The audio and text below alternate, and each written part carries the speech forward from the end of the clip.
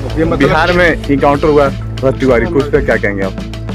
भाई जो भरत तिवारी का इनकाउंटर हुआ है उसमें दो पक्ष हैं। एक, भाई हम कभी यह नहीं चाहेंगे, देश में कानून की व्यवस्था है और कानून को व्यक्ति अपने हाथ में ले।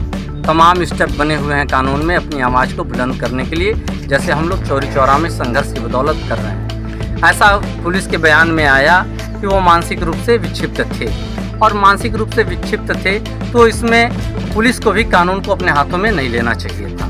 पुलिस ने दिक्कत यहाँ किया कि जब भरत तिवारी ने अपना पिस्टल डाल दिया था, ज़मीन पे उन्होंने सरेंडर कर दिया था, तो गोली मारने का क्या उचित, कौन सी वीरता आप शो कर रहे थे? अगर कसाब को आप मौका दे सकते हैं कानून के सामने दोष मुक्त होने का, तो भरत तिवारी तो भारतीय था, ठीक है। उसने जो भी जिस स्तर पे अपराध किया उसके अंतर्गत सुसंगत धाराएं जो बनती थी उसके ऊपर करना चाहिए था। आप गोली मारना यहाँ कतई नहीं था। यह मानवाधिकारों का उल्लंघन है और कानून के समक्ष अपने आप को जो दोष मुक्त करने का कानून सबको अवसर देती है।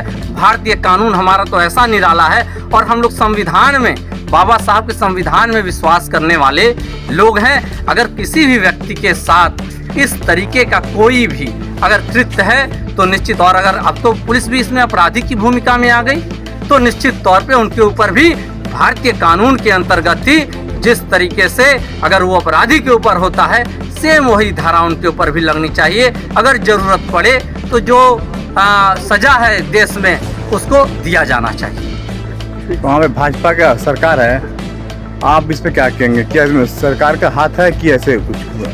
भाई देखिए, अगर STF अगर शामिल है तो जो भी उच्च लोग उसमें शामिल हैं, इसके लिए तो निष्पक्ष एजेंसी बननी चाहिए और जांच होना चाहिए। और सरकारों को, चाहे वो भाजपा की सरकार हो चाहे किसी भी पार्टी की सरकार हो, अगर वो सरकार में है तो उसके लिए आम जनता जाति धर्म पंथ निरपेक्ष से ऊपर उठ करके जो कानून, जो बाबा साहब का कानून बोलता है, जो संविधान बोलता है, उस दायरे में आके काम करना चाहिए।